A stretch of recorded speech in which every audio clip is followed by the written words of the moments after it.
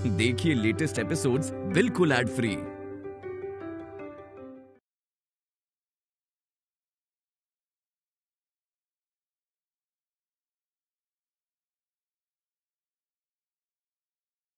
सूबेदार सिंह जी, रउआ के जगह अगर दूसर प्रधान नहीं तो का पता रउआ से बढ़िया वो स्कूल चलावे। इना हमरा चहले एक गांव में वार्ड सदस्य भी ना बनेला। जे हमरा खिलाफ खड़ा होला नु ओकरा के हम बैठा देवे नी, जे ना बैठेला ओकरा के ऊपर उठा देवे नी। आज रउआ के सामने चुनाव में खड़ा होके वाला प्रत्याशी रउआ के सामने खड़ा बा। अरु हम बानी, अरु हम बानी, अरु हम बानी।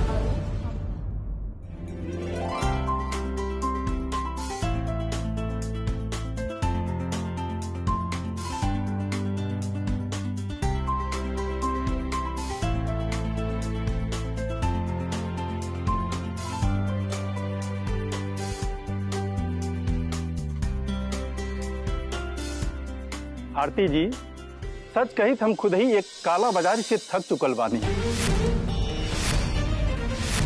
लेकिन पता नहीं का सिस्टम बन गईल बा। का गांव होके, का शहर होके, का लड़का होके, का बुजुर्ग होके, जवन भी विकास के काम शुरू होके वाला बा ओमा कतौ कतौ तो कमीशन और कतौ कतौ तो पूरा का पूरा घोटाला हो रही बा। और एक बात जान जाइए, ताल पात फुनगी चाहे जहां भी होके, जड़ में सूबेदार जैसन भ्रष्ट नेता ही बाड़ेन। उनका हर जगह कमीशन चाहिए बस। लेकिन हम का करी, हम बेबस बानी। अब रउआ जैसन ईमानदार साहसी इंसान रही तब भ्रष्टाचार जरूर मिटी। अब रउआ वजन से बच्चन सब स्कूल आए के वापस पढ़ाई लगले, ये बहुत बड़ी खुशी की बात बा। सुनने के कालू रउआ स्कूल खुलवाए।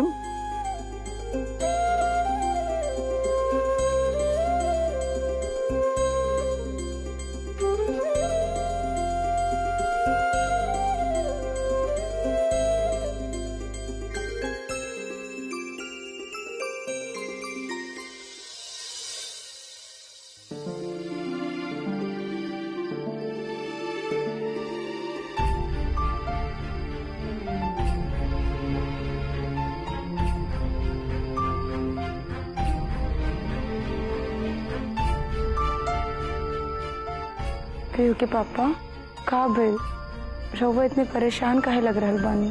का करे, परेशान होके वाला बात तो परेशान ना होकी। के पापा, हमार छोट भाई रंजन ट्यूशन पढ़ा के घर का खर्च चलावे का कोशिश कर रहा बा। हमार छोट भाई जगत वकालत करके घर का खर्च चलावे का कोशिश कर रहा बा। दर बदर केस ढूंढता कि कहीं से केहू का केस मिल जा। ओके तो एगो केस मिलियो गेल रहे, सूबेदार का केस। लेकिन तोहार मदद करे के चक्कर में उस सूबेदार के पैसा ले जाके वापस कर देलस। हमार दोनों भाई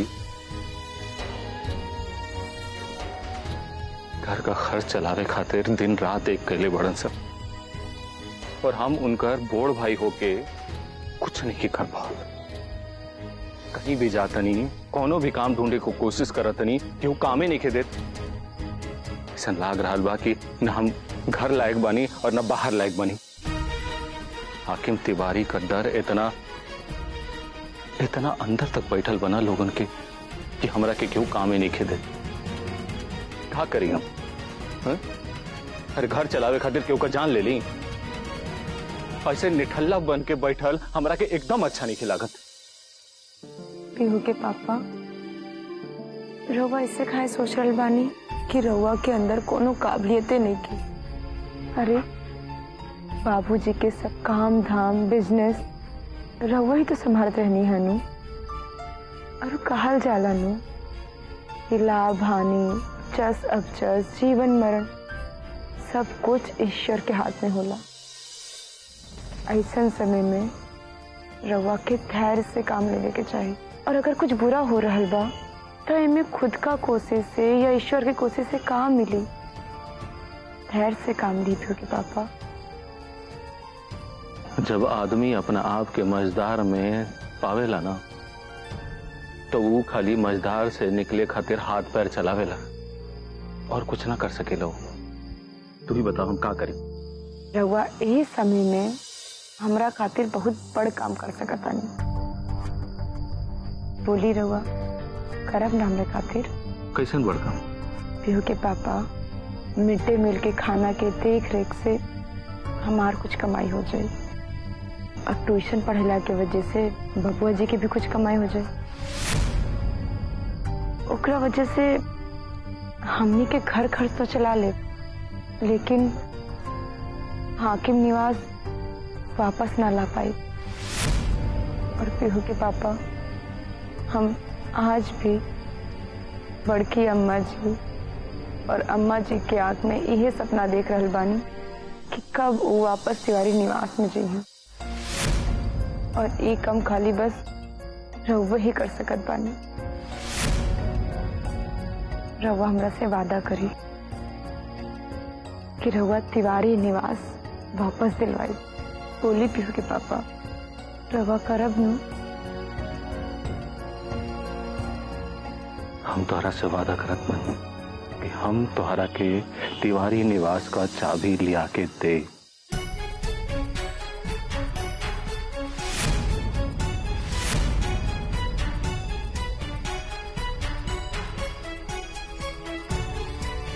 अब रंजन के सूबेदार पर नजर रखे के कहे के पड़ी।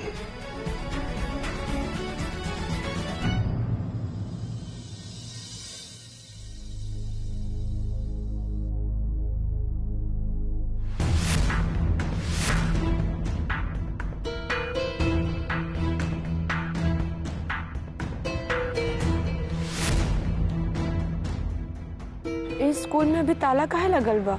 बता बहन, हमनी के अपन अपन लड़कन के लेके आईनी जा और एहिजा केहू है ये नहीं खे। अब यही स्कूल भी बंद बा, ना प्रिंसिपल साहब बाड़न और ना कोनो पढ़ाए वाले मास्टर साहब। ये सवाल के जवाब हमरा लगे बा। ये स्कूल में ताला हम लगवैले बानी। बड़ा दुख होत रहे ताला लगवावे में, लेकिन क्या करी, अब स्कूल में हेडमास्टरे नहीं खन तो ताला लगवावे के पड़ल।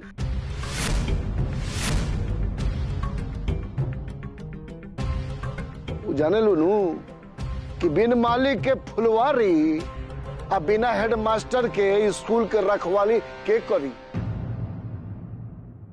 हेडमास्टर साहब के का हो गए, कहे ना आइलन?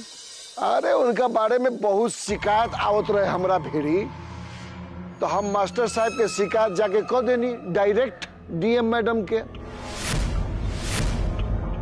अब मैडम जो है तत्काल प्रभाव में उनकरा के डिसमिस कर दिलस। अब तारा लोग के बुझा गइल नो कि प्रधान के कितना ताकत होला। हाँ वो तो हमनी के मालूम बा। जे जमुनापुर में रह के हमरा से बैर बोई होकर ये हाल होई। आखिर हेडमास्टर साहब से इसन कौन अपराध हो गई कि इतना अनन फनन में डीएम मैडम उनकरा के बर्खास्त कर देली? तब हमनी के लड़कन कहाँ पढ़ियन प्रधान जी? अब ये बात तारा लोग के तय करे के बा कि जंगल में मंगल होके। अब तू केकरा संग रहबू आ केकरा संग छोड़बू। अब अपन लड़का के भविष्य बनावे के बा कि दूसरा के कहला पे दोसर के नेतागिरी चमकावे के बा। बहन हम तो कहत बानी हमने से कोनो गलती तो नहीं की हो तिवारी के साथ देके। उनकर का उ तो बाड़िन आन गांव के, आज एजा बाड़िन काल का तो और चल जाइए।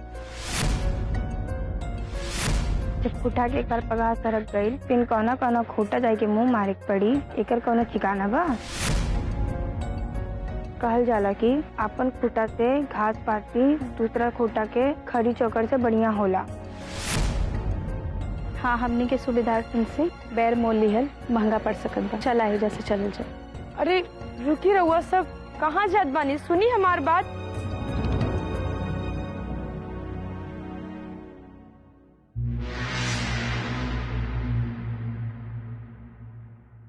20 साल से निस्वार्थ सेवा करे के ई फल बा, बुझाइल।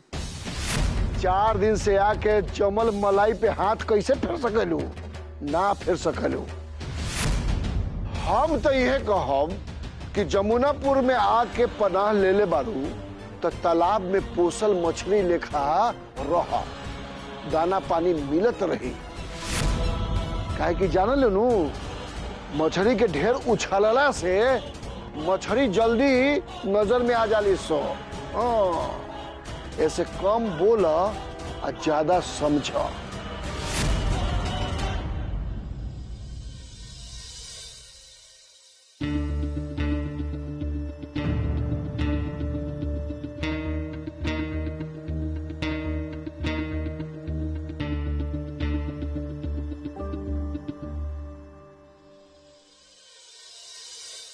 प्रणाम डीएम मैडम। डीएम मैडम, हम रउआ के बता नहीं खी सकत कि अभी हमरा के कैसन लाग रहल बा। हम एजा आईनी और रउआ के कहला पर एजा गांव पे जवन कुछ भी गलत हो रहल बा ओकरा खिलाफ आवाज भी उठैनी। लेकिन डीएम मैडम, एही तरी प्रिंसिपल साहब के प्रभाव से हटैला पर हमरा के कुछ बुझाइते नहीं खे। मैडम जी, हमरा के रउआ से बहुत उम्मीद बा। देखो आरती, मैं तुम्हारी स्थिति समझ सकती हूँ। जो प्रधान सूबेदार सिंह ने प्रिंसिपल के खिलाफ तथ्य दिए हैं, मैं उसके आधार पे एक्शन लेने से मना नहीं कर सकती थी, क्योंकि मेरी भी तो कुछ जवाबदेही है। हम जानत तानी मैडम, प्रिंसिपल साहब इस स्कूल खातिर बहुत ईमानदार बाड़न और बहुत सही आदमी बाड़न। बस रउआ से हमार ई अनुरोध बा कि उनकरा के वापस स्कूल में भेज दी। मेरे तुम्हारे जानने में और कानून के जानने में तो कुछ फर्क होता है ना, इसलिए इस मामले में मैं कुछ नहीं कर पाऊंगी। ये मेरे अधिकार क्षेत्र में भी नहीं आता है। इस मामले में प्रधान सूबेदार सिंह की ही रिपोर्टिंग पहले देखी जाएगी और उसी के आधार पे मैं जांच का आदेश पारित कर दूंगी और सूबेदार ऐसा होने नहीं देगा। लेकिन मैडम, कौनो तो ऐसा रास्ता होई नू जेकरा वजह से ई गांव के लोगन के ऐसे प्रधान से मुक्ति मिल सके। रवा कुछ तो ऐसा रास्ता हमरा के बताई। रास्ता तो है, पर क्या तुम्हें स्वीकार होगा? जी मैडम साहिबा, बस रवा एक बार आदेश करी।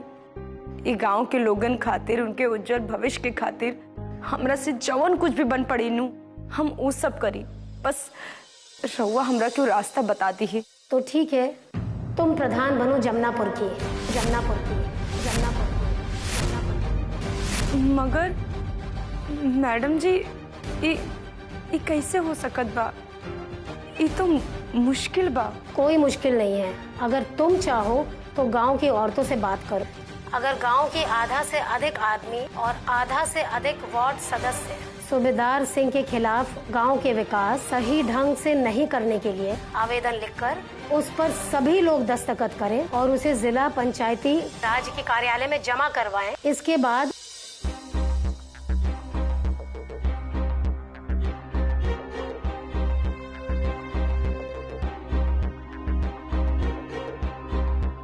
समझ गई? जी मैडम साहिबा। फिर जमुनापुर के प्रधान पद के लिए तुम चुनाव लड़ो। मुझे जो तुम्हें रास्ता बताना था मैंने बता दिया। मौका तुम्हारे साथ है और फैसला भी तुम्हारे हाथ में है। ठीक बा, प्रणाम। ठीक है, रखती हूँ।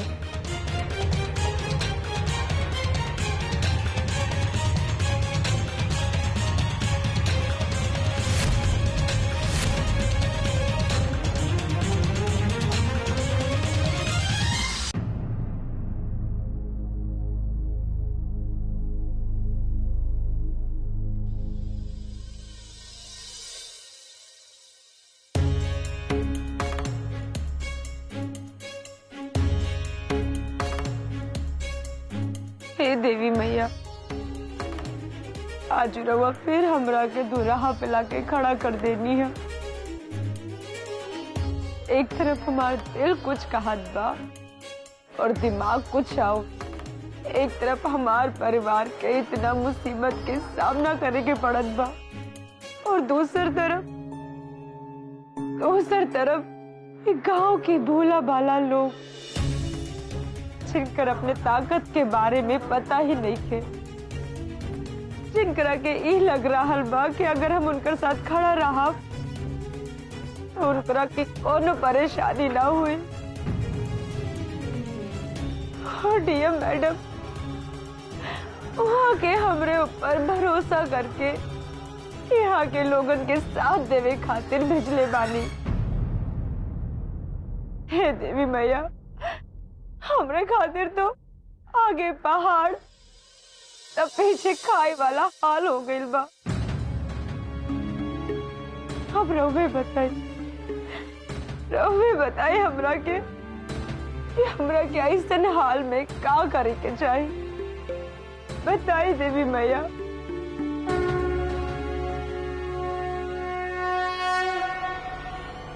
हम आरती तिवारी शपथ ले रही हूँ कि गंगापुर पंचायत के प्रधान पद पे बने रहते हुए बिना किसी लोभ लालच, बिना किसी भय के अपना कार्य करूंगी। आरती तिवारी जिंदाबाद जिंदाबाद जिंदाबाद। आरती तिवारी जिंदाबाद जिंदाबाद जिंदाबाद। गंगापुर पंचायत के प्रधान कैसा हो? आरती तिवारी जैसा हो। लेकिन हमनी के बुझात बा जब रउआ उनका खिलाफ अपन आवाज उठा रहा बानी, हमनियों के राउर साथ देवे के चाहिए। हमनी के राउर साथ देवे खातिर आयल बानी जा। अब रहुआ जैसे कहा हमनी के करब। और हमनी के ई चाहतानी जा कि अगर ये काम हमनी के मिलत बा तो एकर देख रेख करे के जिम्मेदारी आरती तिवारी के दिहल जाओ। हाँ, हमनी के साथ साथ आरती तिवारी के भी तनका होके के चाहिए।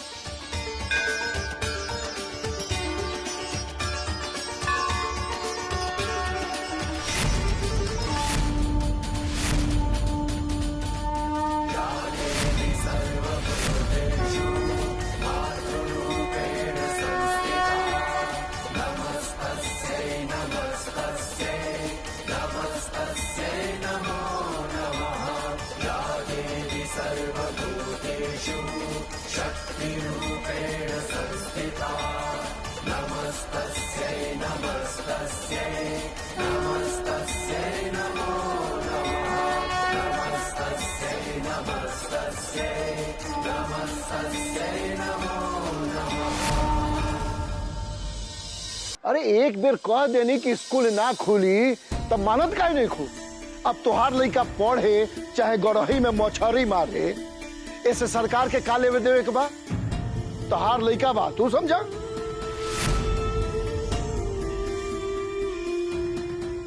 अरे कुकान, कालू पूरे गांव में डुगडुगी पिटवा दे कि प्राथमिक स्कूल हमेशा खातिर बंद हो गई।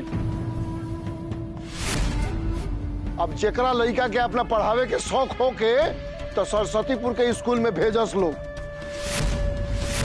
अगर न पढ़ावे के होके तो बॉल में गुल्ली डंडा, चितुवन डंडा, डोला पाती खेलस।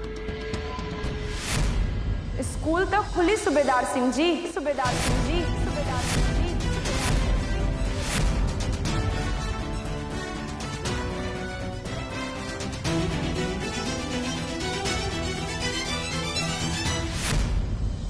कैसे खुली पढ़ाई के? हई गली गली घूमे वाला फेरी वाला पढ़ाई सो। टिकुली ले लो, कंघी ले लो, आईना ले लो, सिंदूर ले लो, ऊ पढ़ाई सो। अरे जब हम खुला ही न दे अब तो पढ़ाई कैसे हुई? सूबेदार सिंह जी, अभी रउआ प्रधान बानी तो रउआ स्कूल ना खुले दे, लेकिन ये भी तो हो सकत बानू कि रउआ के जगह अगर दूसर प्रधान नहीं तो का पता रउआ से बढ़िया वो स्कूल चलावे। बिना हमरा चहले ये गांव में वार्ड सदस्य भी ना बनेला, तब प्रधान कहाँ हवा में से उड़ के आ जाई हन। हमार जेकरा ऊपर आंख पड़ जाला नु ओकर वोट हमरा खाता में गिरेला। और जे हमरा खिलाफ खड़ा होला नु ओकरा के हम बैठा देवेनी, और जे ना बैठेला ओकरा के ऊपर उठा देवेनी। बुझ गईलू? सूबेदार सिंह जी, ये कोनो जरूरी तो नहीं खेनू कि जवन आज तक होत आ रहल बा उहे आगे भी होई। हर रउआ का कहत रहनी है कि जे रउआ के खिलाफ चुनाव में खड़ा होला ओकरा के बैठा दिहल जाला और जो ना बैठेला ओकरा के हमेशा हमेशा खातिर ऊपर उठा दिहल जाला। लेकिन एक बात रउआ आज अच्छे से जान जाए कि आज रउआ के सामने चुनाव में खड़ा होके वाला प्रत्याशी रउआ के सामने खड़ा बा और हम बानी। हरू कहल जाला नु कि लोकतंत्र में अगर उम्मीदवार की डर तंत्र काम करे लागेला नु तब फिर वो राजतंत्र से भी खतरनाक हो जाला। और जनता के हित खातिर डर तंत्र के अंत बहुत जरूरी बा। प्रधान सूबेदार सिंह जी।